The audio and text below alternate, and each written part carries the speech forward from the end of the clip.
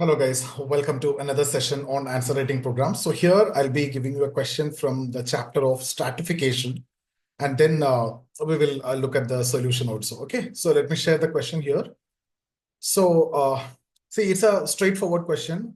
Elucidate the basic premises of Davis and Moore's structural functional theory of stratification and how far it is relevant in understanding contemporary Indian society.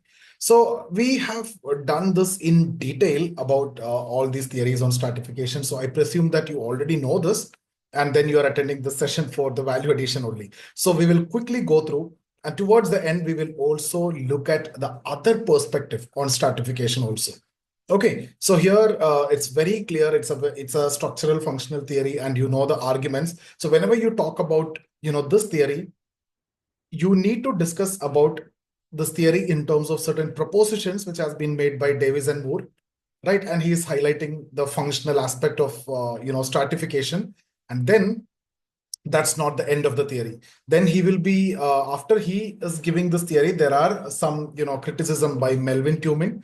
So, and then there are clarifications from the side of Davis and Moore. So these three parts need to be there in your answer.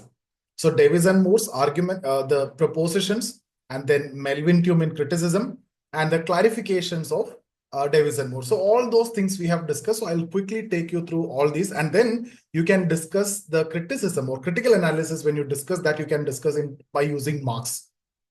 Okay. And then we can look at the other perspective also. So you can give a simple introduction like social stratification. You can define. It refers to hierarchical arrangement of individuals in a society based on resources, power, and status. So here we normally talk about class stratification. So Davis and Moore, in terms of class stratification, is what the theory is all about. So structural functional theory of social stratification by Davis and Moore argue that stratification serves certain functional, right? So certain functions, or it's a functional purpose in maintaining society's equilibrium. So what are the criticisms and everything? We can look at that. Okay, so remember, you need to talk about the proposition. You need to talk about the Melvin Tumin criticism or objection, and then the clarification. That's the theory, right? And then you need to talk about the relevance, because the question is about relevance in Indian context. Then if you need to critically analyze the theory, if the question is like that, then you can use marks or you can use other perspective also. Right. So the theory is there in the article, Some Principles of Stratification. So they have given some basic premises. Stratification is universal and necessary. So they are identifying that there are no society which is unstratified. So stratification is a mechanism for ensuring societal functionality. So societal positions are very important, and certain positions are functionally more critical than others. Right? And then there are differential rewards. So to attract the individuals to the most important positions or the most crucial roles, society offers greater rewards. It could be income, it could be prestige or anything. So position which requires significant training and sacrifices also. They again attached with certain rewards, because you need to undergo sacrifices, you need to undergo rigorous training like doctors, engineers, and IAS officer, IPS officers, etc. They receive more reward. Why? Because you need to motivate the individual. Then only you will be going for that training, sacrifices, and all those things, right? Because you are going to take up the position which is more important. Then comes to this role allocation. So stratification basically ensure that the proper role allocation by aligning the most qualified individual to functionally more important position. So the system actually promote efficiency, and that maintain the societal stability.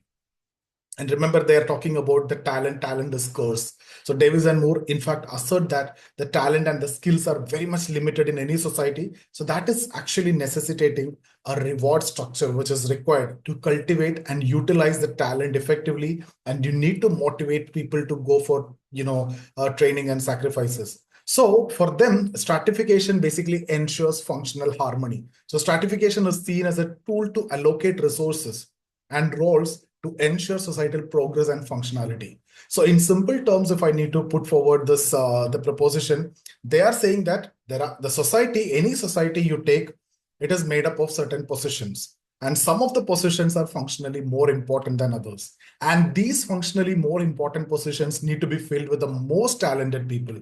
And talent is scarce. So you need to attach more rewards to attract the talented people. Moreover, to get that talent, you need to undergo training, sacrifices, and everything. So you need to reward this in terms of more income, prestige, or anything. Otherwise, you won't get that talent. So stratification is basically ensuring that the resources and the roles are properly distributed or allocated and ensure societal progress and functionality. Right? So stratification basically ensure proper role allocation by aligning the most qualified individuals to the more functionally important positions. So this is a proposition. Now you can talk about, arguments of Melvin Tumin, look at the PDF and then the clarification. So Melvin Tumin is talking about, the rewards. Instead of rewards, there can be alternative motivational scheme, how to judge the, relative importance of a position, right? So rewards are creating inequality. So you can have alternative motivational scheme, right? The measurement of talent, it is not in the right way. This kind of criticisms are there. And then Melvin, then the Davis and Moore is giving the clarification, right?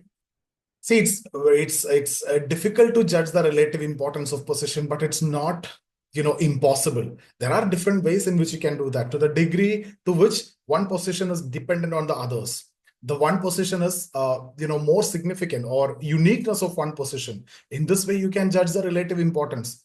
And then alternative motivational scheme is not possible. If you leave it anything for society just like that without rewards, then it will be total chaos and other things. So he have given the clarification also. Go through the PDF, attend the session.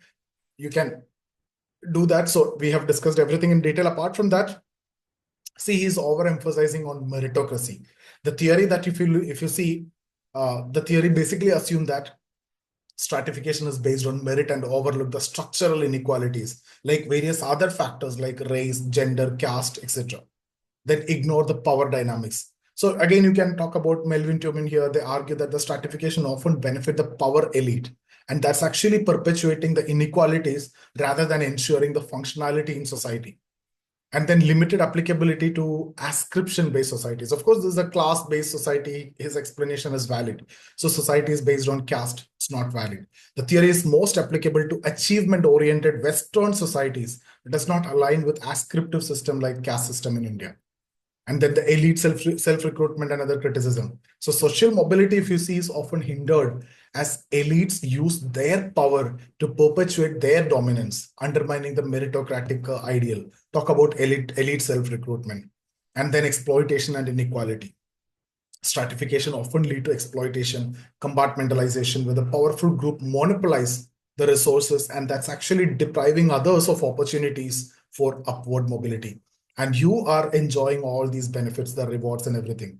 And you are preventing others also to get into that by using your power and authority. Right? So now what is the relevance? Coming to the question, we discussed about the theory. This much is not required. Depending upon the question, you need to manage it. Now coming to the relevance in the contemporary Indian society. See, the aspects of Davis and Moore theory, you can observe this principles that he discussed in Indian society also, but its application is limited due to the coexistence of meritocracy on the other side and ascriptive system on the other side. On one side, meritocracy is there, other side, ascriptive system is there in terms of many aspects, right? So what are the instances which is supporting merit-based stratification? We can talk about education and employment. You can talk about entrance exams like JEE, NEET, and UPSC. They promote meritocracy by selecting candidate based on the ability and the skill, of course, yes? Now, again, performance-based appraisals in the corporate sector and also the public sectors that reflect the functionalist argument. So that way, you can talk about the application and prestige and social recognition. The positions like IAS officers, doctors, they hold high social prestige. And that's again aligning with Davis and Moore's argument about, differential rewards for functionally important roles. Of course, doctor's position is important. IAS officer position is more important. IPS officer position is more important. They are more unique and other positions are more dependent on them. Again, if you compare IAS officer or IPS officer with a doctor, IAS officer is more unique and more doctors are actually dependent on them, right? So that way you can, again, relative importance, you can judge. So there is no question that you cannot judge it. You can judge it. It's difficult, but it's not impossible. He have clarified and given that parameters also. Uniqueness is one aspect. Dependence is the other aspect. Then rise of talent-based success these days. So success in sports, arts, and entrepreneurship. Cricketers, IPL winning huge amount and achieving social mobility based on the talent. Film actors, startup founders, Zomato, Septo, Swiggy, Zerodha, right? So if you see all these four I have discussed this starting with Z, Zomato, Septo, Swiggy, not Swiggy, Zerodha, right?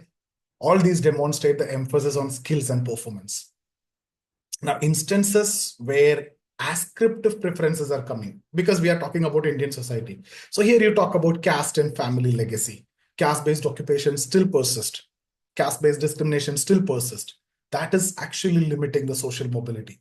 Family businesses and the dynastic politics also perpetuate ascriptive status and hierarchies in India. Nepotism. See, industries like Bollywood, sports often favor family lineage or more than merit, right? And that is again contradicting the functionalist ideals. Even in competitive exam, also you see some extent IAS officers, daughters and sons becoming IAS officer or IPS. They come into bureaucracy. Doctors becoming doctors, like that. That is there, but still to an extent meritocracy is there. But here in these areas, nepotism is very high. Social inequalities. See, there are structural issues like poverty, gender disparity, rural urban divide that inhibit equal access to opportunities. And that's weakening the argument of dysfunctional harmony, functional stability, societal, harmony and all those things, which is given by Davis and Moore.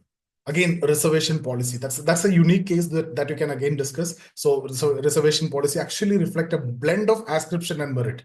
So it aimed to address a historical injustice and ensure representation of that most neglected and marginalized section. But again, it often sparks debate about its alignment with meritocratic principles. Now, if you want to discuss, you can also talk about other thinkers. You can talk about conflict perspective. Conflict perspective, Karl Marx, you can discuss. Even Max Weber is also giving another perspective on that way. So Marx have seen stratification as a result of class conflict arising from the capitalist mode of production. And he's talking about two classes and the inherent contradictions and antagonistic cooperation and other things. So the key idea when it comes to Marx is society is divided into two classes, especially in capitalist system, bourgeois and capitalist. Bourgeois are the owners of production of the capitalist, bourgeois and the proletariat.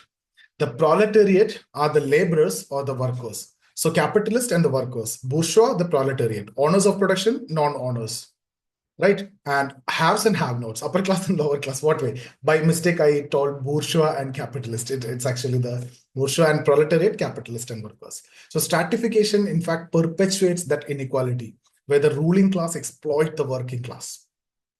If you look at the contemporary Indian society, see the unequal land distribution in rural India that reflect Marxian concept of class dominance, labor exploitation in unorganized sectors, and wage disparities that again resonate with the Marxian, critique. Till the time poverty and exploitation is there, Marxian concepts are relevant. Marxian understanding is relevant, right? So Marxian solution may not be relevant, but Marxian ideas are relevant. Coming to Max Weber, Weber extended the Marx analysis by introducing two more dimensions. Marx is talking about class, the economic aspect. Weber is talking about class, along with class, status and party, the prestige and power dimension. So the key idea here is stratification is not only about class, it's multidimensional, and the power dynamics influence societal roles and the rewards. So status and party he is bringing in.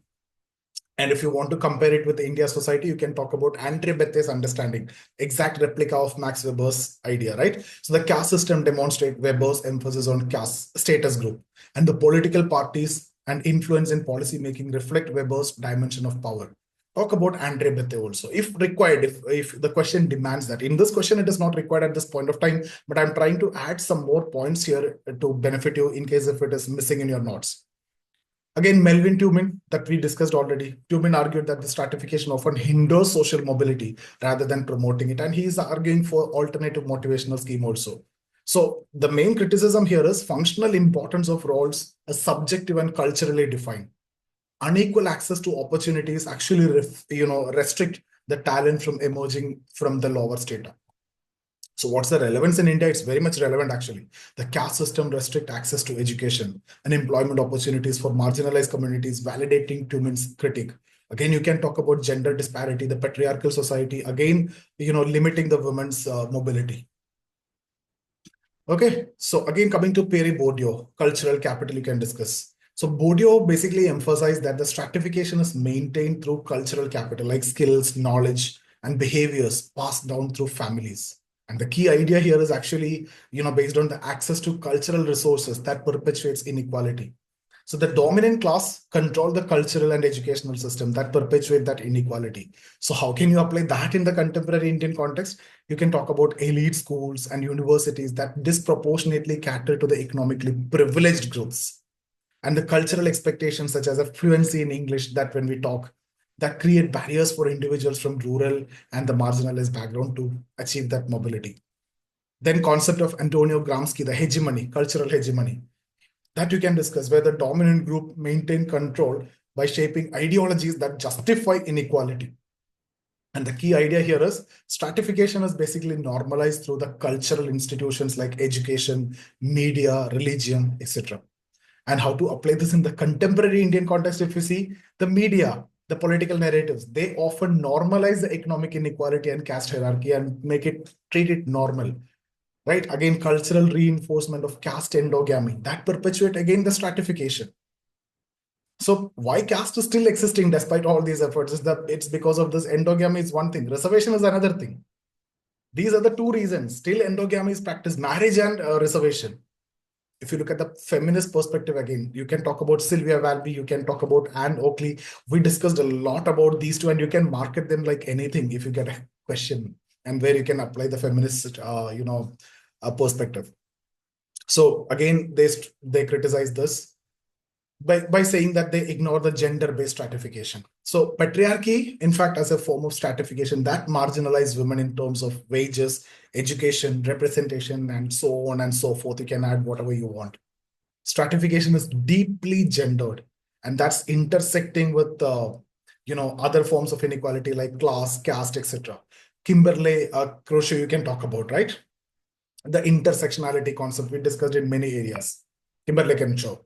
So they like economically weaker women. That is one dimension. The other is backward caste economically weaker, elderly economically weaker, right? Rural elderly economically weaker. That multiple intersections of intersectionality you can discuss about gender. So again, contemporary Indian context, if you look at wage gaps, the glass ceiling effect, low political representation, high rates of unpaid domestic labor, all these exemplify this gender stratification. Now, Andre Bette, you can use the idea of Weber, the same thing, inequality and modernization, right? Bette analyzed the stratification in India, focusing on interplay of caste, class, and power in modern society, right? So when you talk about Weber, class, status, party, class is first. Here, caste is first, okay? Because in India, caste is more important. And modernization introduced merit-based system, but does not completely erase the traditional hierarchies that's still there. And he's also talking about multidimensional, stratification. So again, you can talk about the contemporary Indian context that the reservation policies for scheduled caste and the tribes that attempt to address historical injustice, but face resistance from dominant groups. Now, see, what could be the conclusion? You can say this functional theory offers very good understanding of stratification, but applicable only in class system. And that's emphasizing the functional role, functional unity, stability of society and everything. But there are criticisms. You can talk about Weber, Bourdieu, Tumin, Marx. That's highlighting the complexity and the multifaceted nature of stratification.